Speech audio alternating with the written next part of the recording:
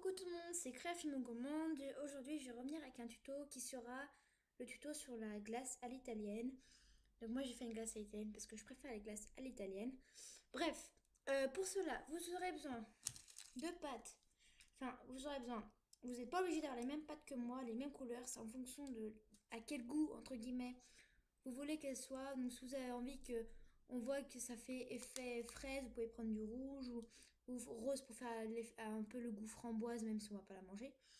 Voilà, donc ou vert, pistache, vraiment comme vous voulez, c'est à votre choix. Enfin, c'est vraiment, vous êtes libre de faire comme vous voulez. Mais moi, je vais prendre plusieurs pâtes. Donc pour commencer, je vais prendre une pâte euh, en classique blanche numéro 0 ou en soft, hein, peu importe. Donc voilà. Du rouge, bah, j'avais envie de la faire à la fraise. Donc du rouge indien, moi c'est. Vous pouvez prendre un autre rouge, hein. Mais je vais prendre du rouge pour faire la fraise. Rouge indien en soft, numéro 42. Ouais, 42. Voilà. Mince, on va pas voir. Ouais, parce que ça a été coupé. Ensuite, du classique, donc en champagne. Faut que je prenne mon champagne en rab parce que je vais pas vous montrer celui-là. Donc du champagne, moi c'est du classique numéro 02 champagne. Donc vous pouvez prendre de l'ocre, ça fera plus effet cuit, mais je ferai moi-même l'effet cuit avec des pastels sèches. Secs? Non, sèches. Voilà. Donc c'est plus agréable pour vous, vous y voyez comme ça. Pour les pâtes, c'est tout. Après, vous pourrez ajouter plus de couleurs, au moins 4 pâtes pour faire le glaçage, enfin la glace quoi. Pour faire le cornet, vous pouvez prendre de l'ocre ou du champagne ou vraiment ce que vous voulez, de la pâte à gâteau. Il y a vraiment un large choix. Enfin, un large choix, il y a quand même un peu de choix. Vous pouvez prendre tout aussi bien qu'une couleur, que deux, faire différemment l'effet. Enfin, la glace italienne, il y a vraiment plein de solutions. Au lieu que, comme moi, là, j'ai le résultat sous la main, vous fassiez un peu l'effet mélangé, bah, vous pouvez très bien les faire un peu séparés, hein, il n'y a pas de souci pour ça. Voilà, ensuite, au niveau matériel, vous aurez besoin, donc pas besoin de grand chose. Vous aurez besoin d'un moule pour faire l'effet cornet. Donc, si vous voulez le même, je pense vous n'allez pas retrouver, je pense pas, parce que c'est moi qui l'ai fait. Je l'ai fait moi-même, donc c'est tout bête, j'ai fait un carré. Avec madame, j'ai fait comme ça, et après comme ça, comme ça. Et c'est plutôt simple à faire, je pense que vous pouvez le faire, un quadrillage dans un carré ou un rectangle, je sais pas, c'est un mix des deux. Donc, et après, vous faites cuire pendant 30 minutes à 110 degrés, enfin, ou 10 minutes, ou 20 minutes, y a pas... C'est pareil, sauf qu'à 30 minutes, il sera plus solide que si c'est à 20 minutes ou 10 minutes. En tout cas, c'est ce que je pense. Moi, j'ai mis 25 minutes, je crois, et quelques. Bref, on s'en fout. Et donc, d'une lame, couteau, cutter, scalpel, donc, ou un couteau sans dents. Voilà, pour bien couper, un truc qui coupe, quoi. Un rouleau, voilà. Donc moi il est assez gros mais c'est pas grave. Et vous allez vous demander pourquoi.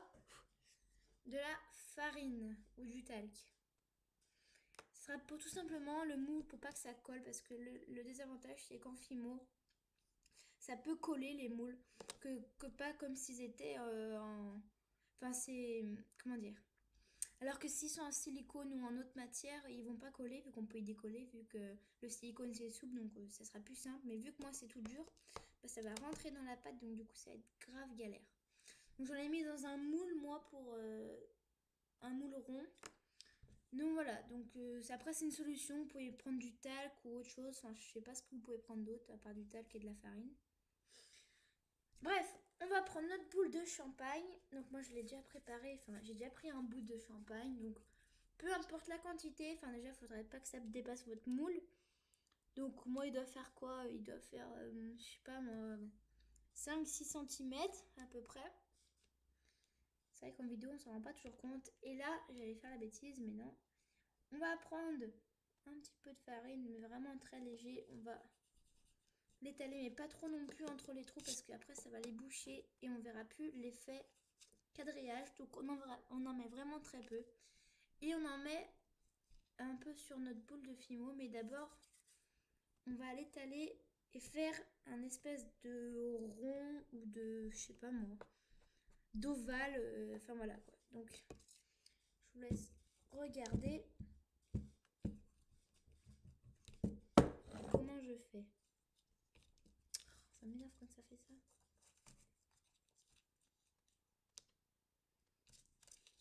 Raté, ça veut pas.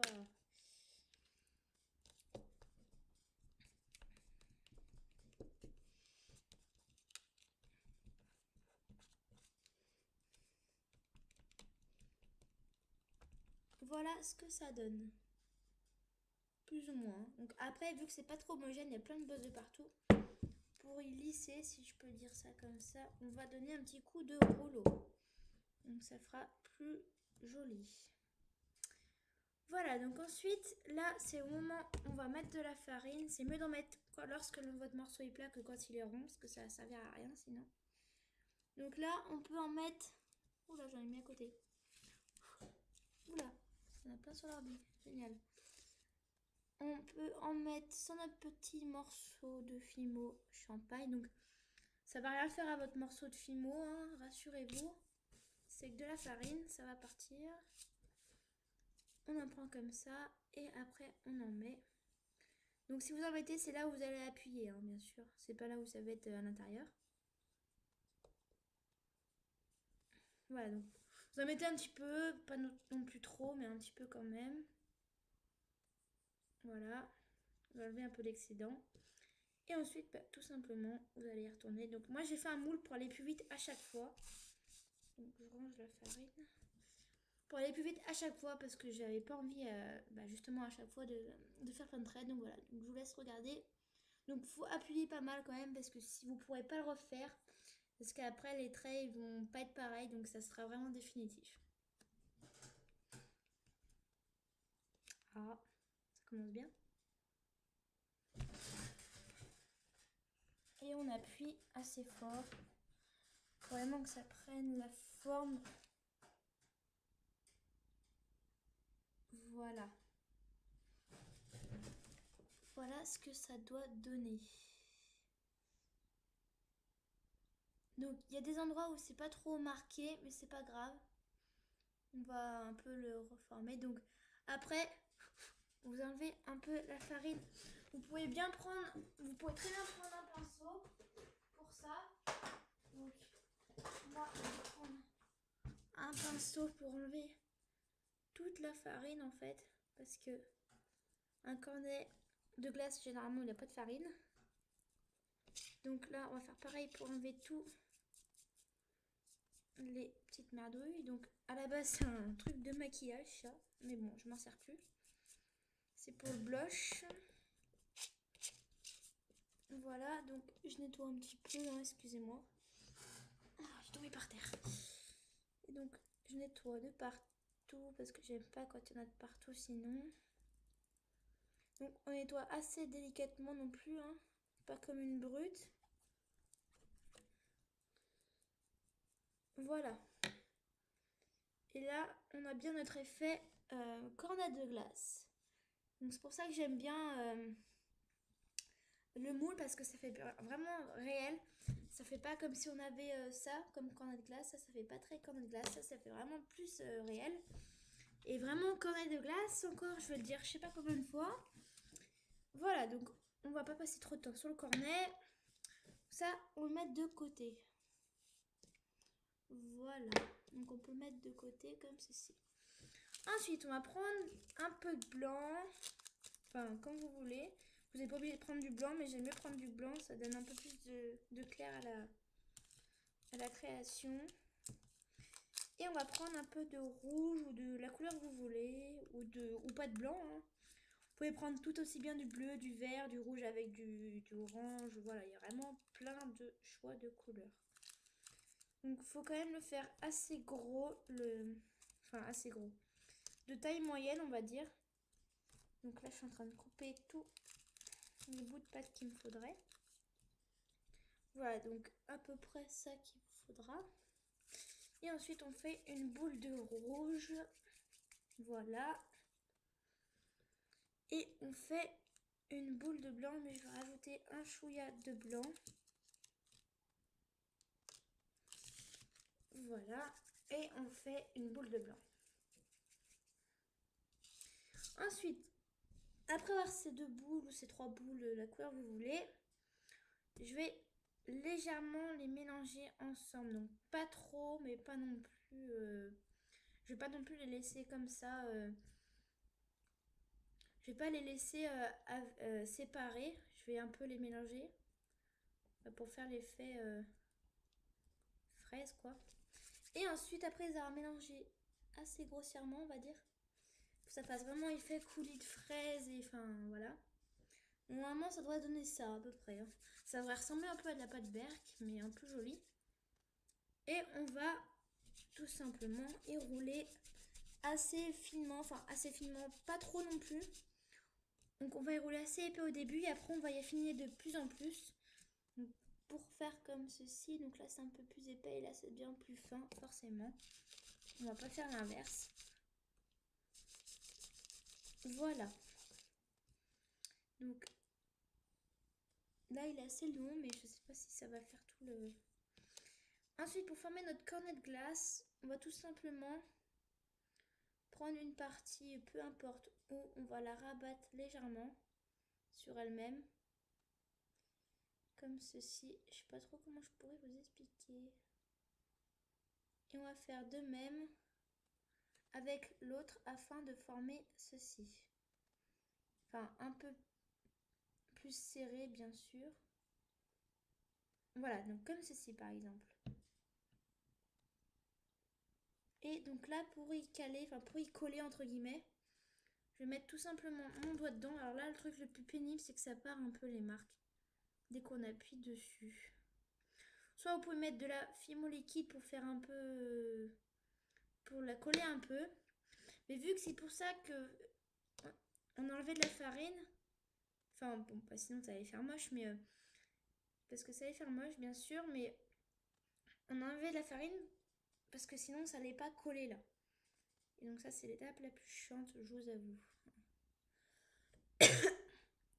C'est de faire le collage des deux. Hein, vous voyez là, j'ai perdu un peu de texture à cause de ça. Là encore, je trouve, je l'ai pas mal réussi.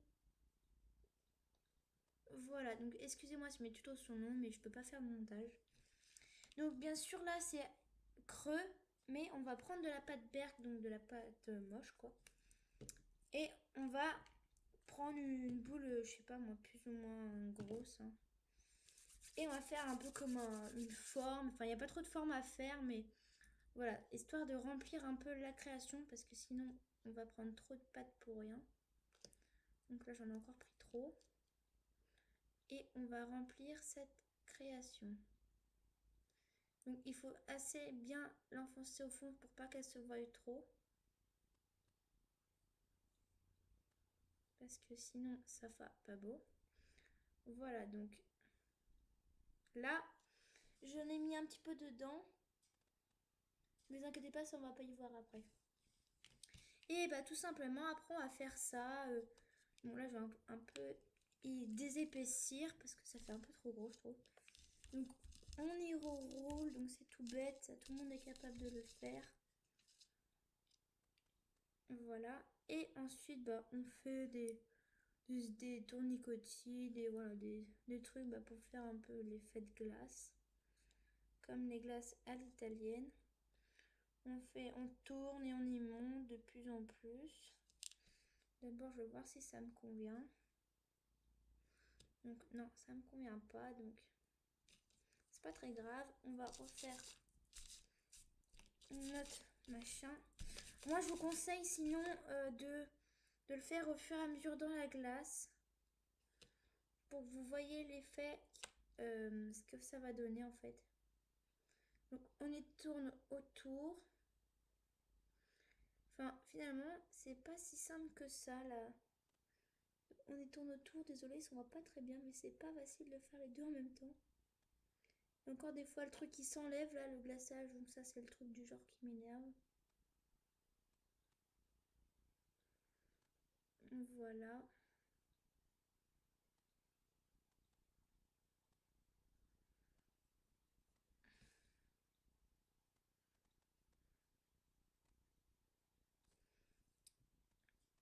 Donc, normalement, comme ceci, moi, ça me convient plutôt bien, on va dire.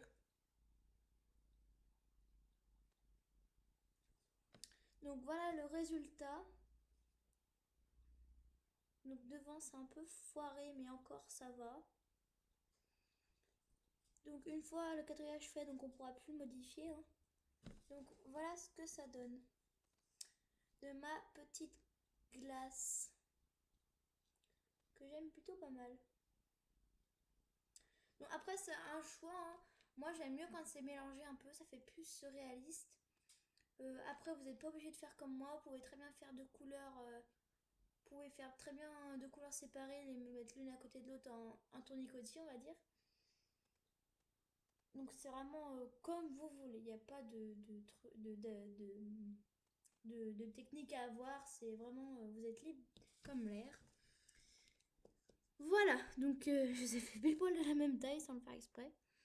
Donc ensuite, donc, vous pouvez prendre des pastels sèches. Vous pouvez prendre du marron et faire un peu